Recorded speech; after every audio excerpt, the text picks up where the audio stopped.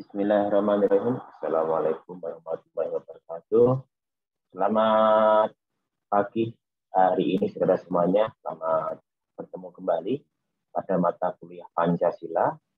Pada kesempatan yang indah ini, saudara semuanya akan mendapatkan materi tentang proses perumusan Pancasila menjadi dasar negara Indonesia.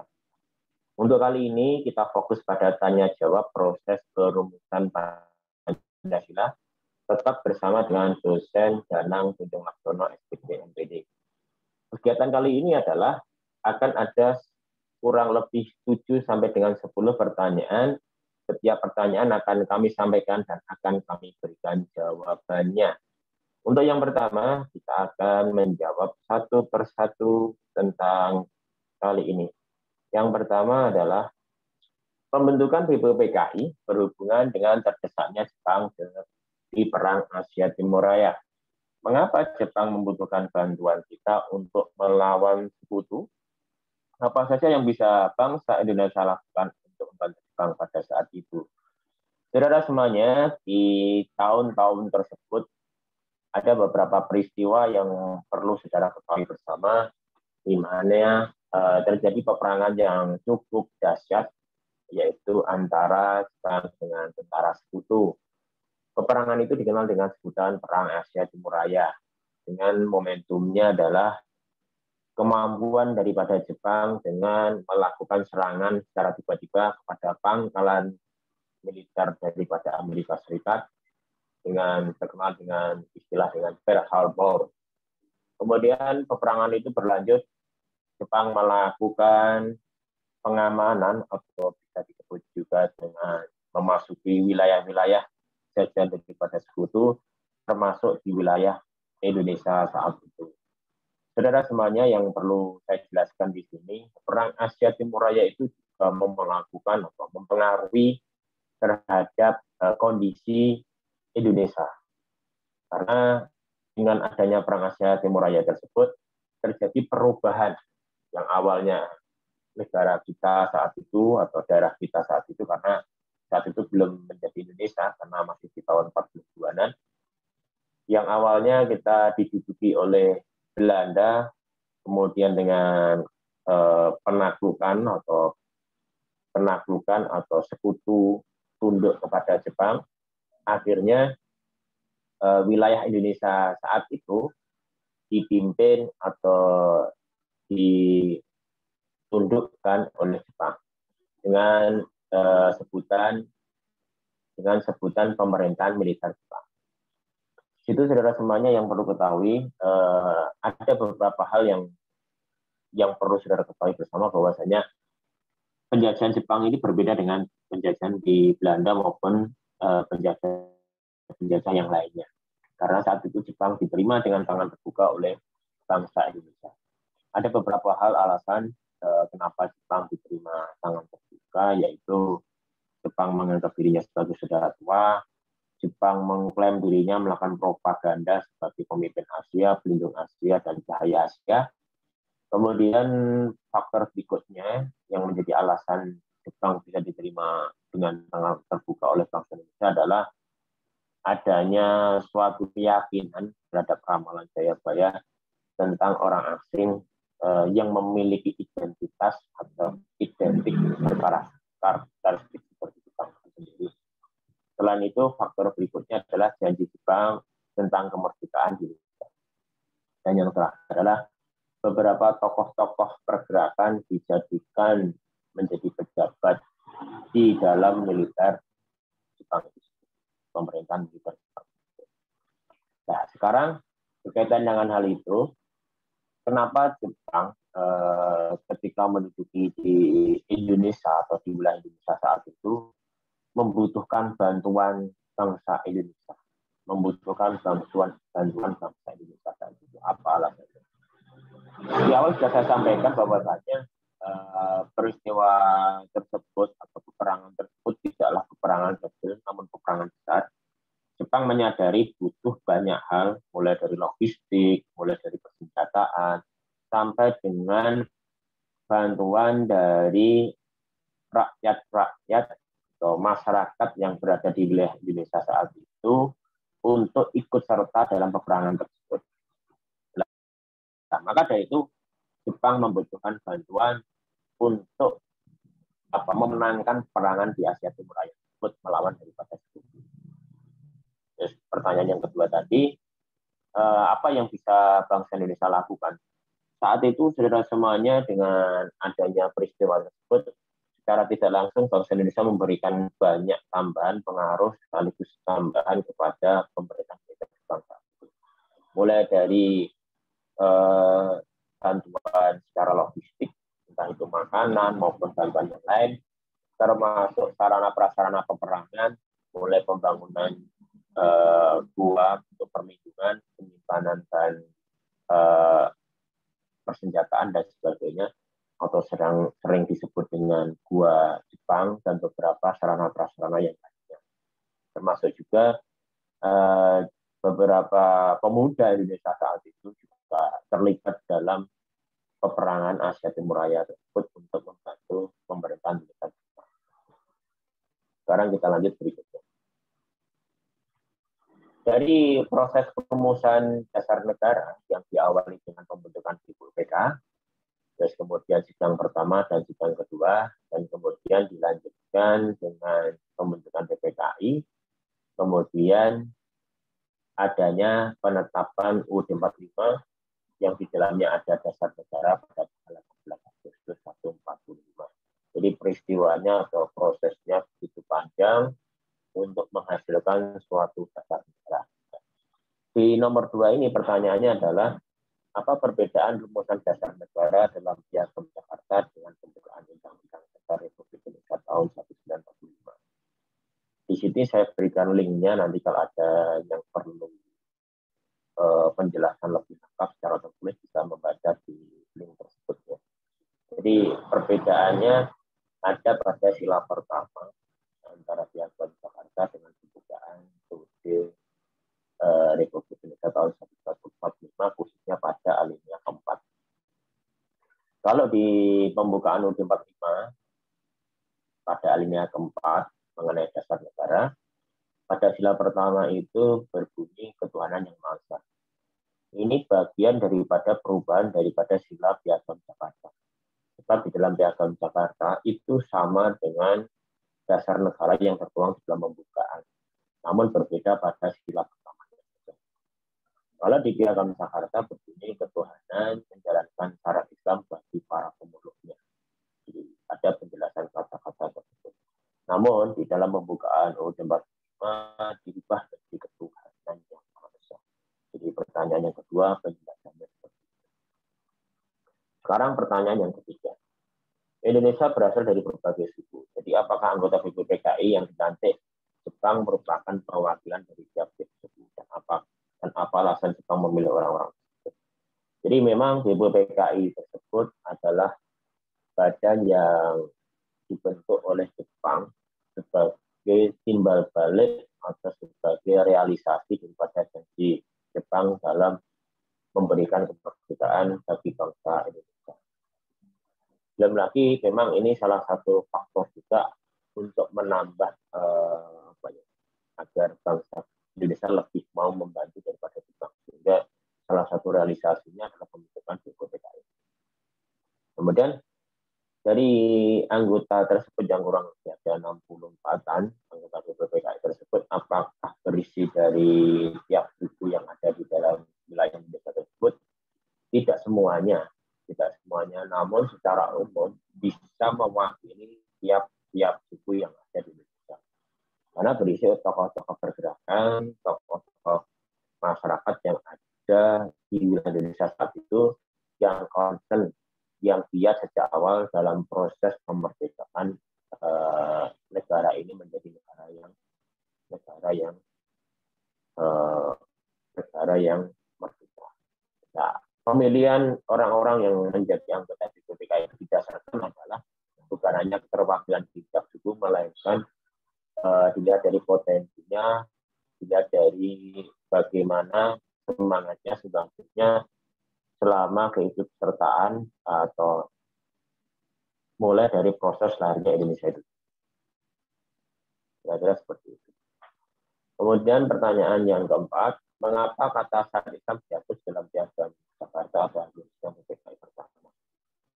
Jadi, kata syarat Islam yang tertuang di dalam piagam Jakarta akhirnya tidak menjadi dasar negara di Indonesia. Sebab pada sidang PPKI terjadi beberapa perubahan, salah satunya perubahan pada alinea keempat. Dasar negara yang pada saat itu mengambil dari piagam Jakarta terjadi perubahan khususnya pada sila pertama yang telah saya ceritakan di awal tadi. Apa yang mendorong terjadi perubahan tersebut atau dihapus tersebut? Karena ada dorongan dari golongan bangsa atau perwakilan dari Indonesia Timur untuk dilakukan perubahan kata-kata tersebut. Nah, alasannya apa? Kenapa dirubah? Karena perwakilan dari Indonesia Timur tadi mengatakan Indonesia itu merdeka tidak hanya dilakukan atau diperjuangkan oleh orang Islam saja, melainkan dari golongan-golongan lain, baik itu dari agama non-Muslim maupun suku-suku yang lainnya. Sehingga untuk menghasilkan suatu rasa kebersamaan dan agar terwujudnya suatu persatuan, maka kata syarat Islam dihapus dan diganti menjadi ketuhanan yang Maha Esa. Jadi alasannya seperti itu. Dari beberapa usulan yang terakhir, kemudian yang kelima, dari beberapa usulan dasar negara yang pernah diusulkan, hampir semuanya mengandung unsur keagamaan. Seperti Muhammad Yamin, di dalam usulannya ada satu kata yaitu pri ketuhanan. Kemudian rumusan dasar negara yang disampaikan Soekarno ada kata ketuhanan yang berkebudayaan. Ketuhanan yang berkebudayaan ada di salah satu silanya berbunyi ketuhanan yang berkebudayaan. Kemudian di Pancasila itu sendiri yang ditetapkan 18 Agustus di sila pertama itu berbunyi ketuhanan yang Maha Esa. Lantas kenapa? Pertanyaannya lantas kenapa setelah disepakati dasar negara tersebut untuk yang mewajibkan untuk meyakini adanya Tuhan. Tapi kenapa pada saat itu masih ada Partai Komunis Indonesia yang nyata-nyata di dalamnya bertingkat ateis atau tidak percaya pada Tuhan? Oke, pertanyaannya begini yang pertama sebenarnya, bahwasanya PKI itu terlahir sebelum negara ini diproklamasikan. Jadi PKI itu terlahir sebelum proklamasi kemerdekaan. Artinya PKI itu lebih duluan dibentuk di wilayah Indonesia saat itu. Kemudian dengan kata ketuhanan yang Maha Esa itu, apakah langsung menghapus PKI? Belum.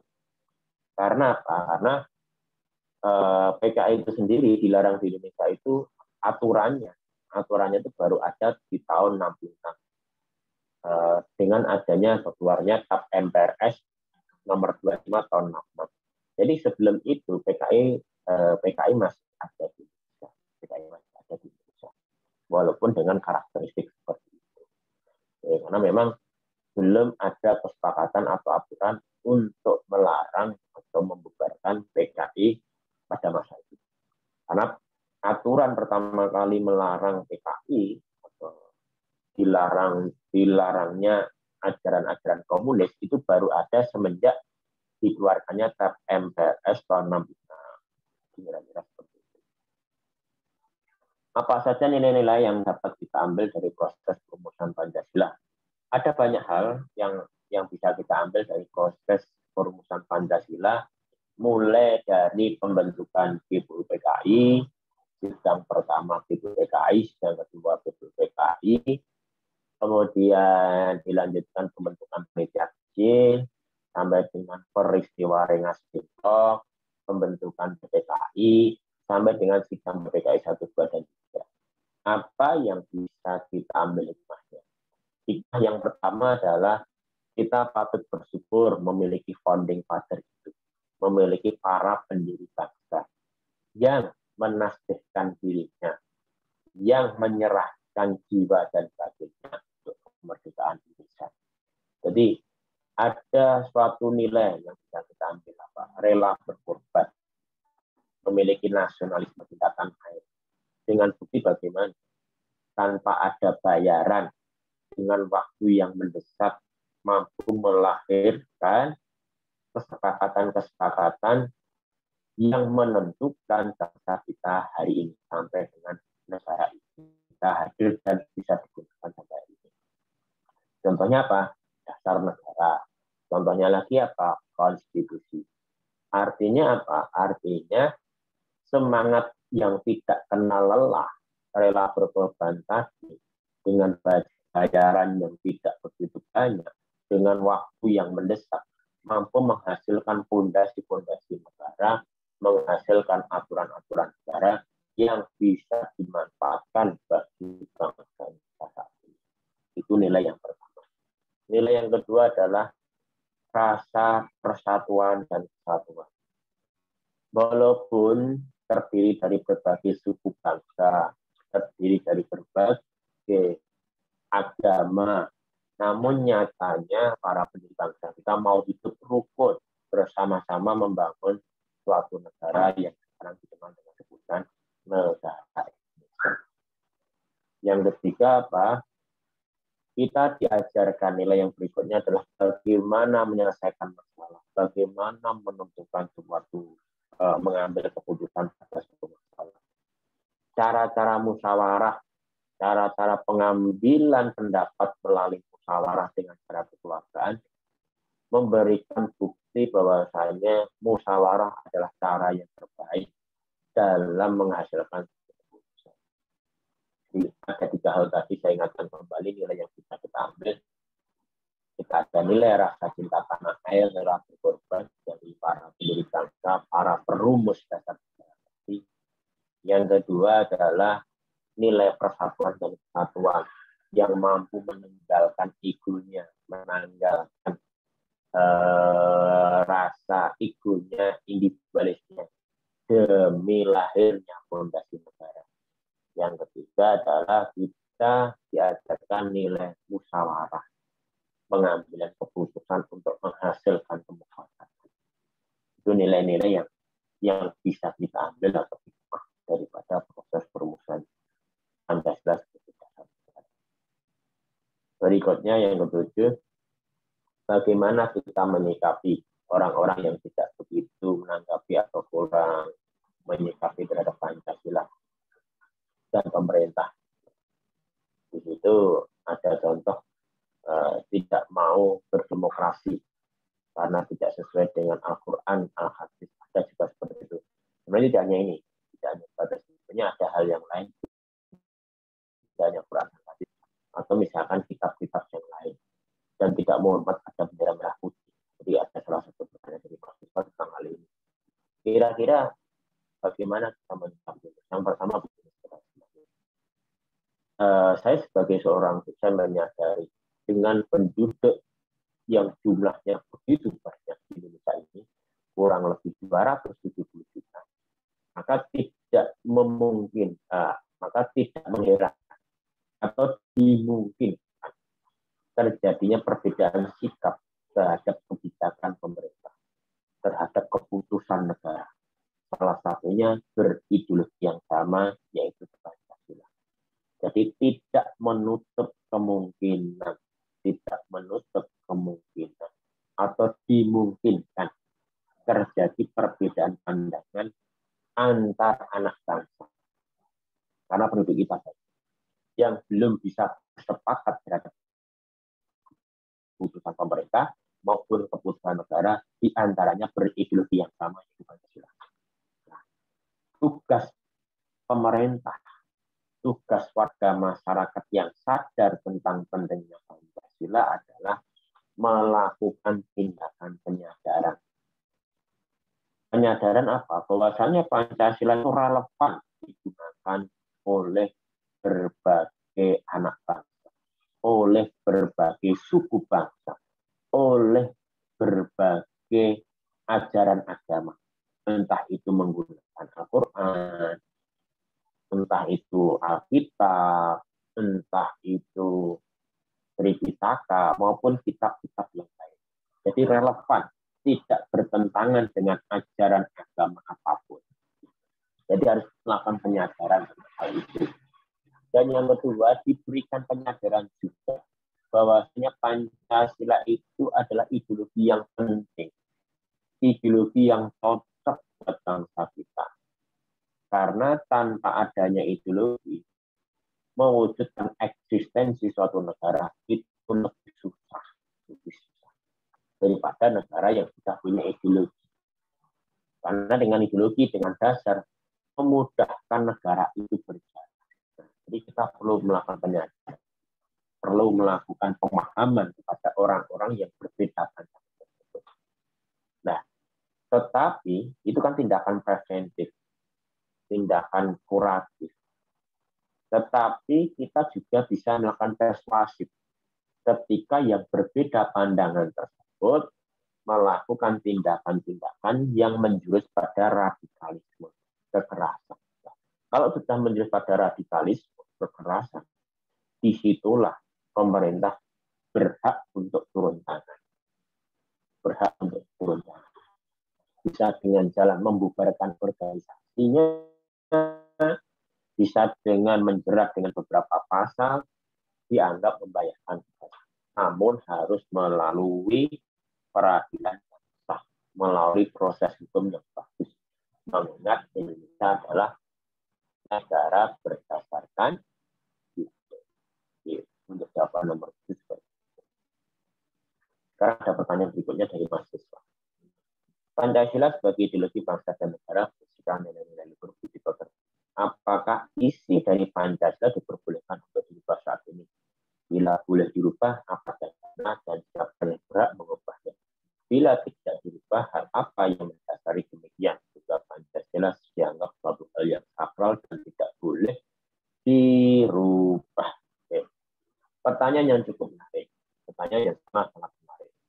Yang pertama, saya tegaskan di sini, ketika Indonesia ini hadir dan ada, sampai kapanpun Pancasila tidak akan pernah dirubah dan tidak bisa dirubah.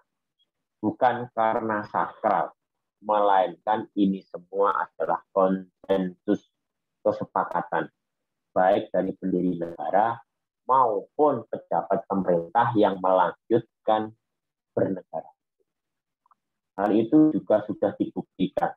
Di saat Undang-Undang Dasar 45 diamandemen, di awal-awal reformasi, para pejabat negara, baik itu di tingkat DPR, maupun di tingkat DPD, maupun dalam lingkup MPR, tidak ada satupun yang berkeinginan untuk merubah Pancasila. Karena di situ ada satu konsensus bahwasanya boleh mengamandemen Undang-Undang Dasar 45, namun tidak boleh merubah dua hal. Yang pertama, ideologi negara Pancasila. Yang kedua adalah bentuk negara. Harus NKRI, Negara Kesatuan Republik Indonesia. Jadi, untuk jawaban nomor 8 adalah sampai kapanpun Pancasila tidak akan dirubah. Berarti itu sakral. Tidak seperti itu, karena itu suatu kesepakatan. Ini fondasi yang paling relevan, ideologi yang paling cocok. Namun demikian, kita sebagai manusia yang kehidupannya dinamis, dapat menggunakan Pancasila ini sesuai dengan tantangan zamannya. Maka dikenal dengan sebutan Pancasila sebagai ideologi terbuka. Artinya apa? Nilainya sama, silanya sama. Namun bisa dijalankan dalam konteks kehidupan yang sangat dinamis seperti hari ini. Yang penting tidak bertentangan dengan makna asli setiap sila-sila Pancasila. Jadi seperti itu sebenarnya.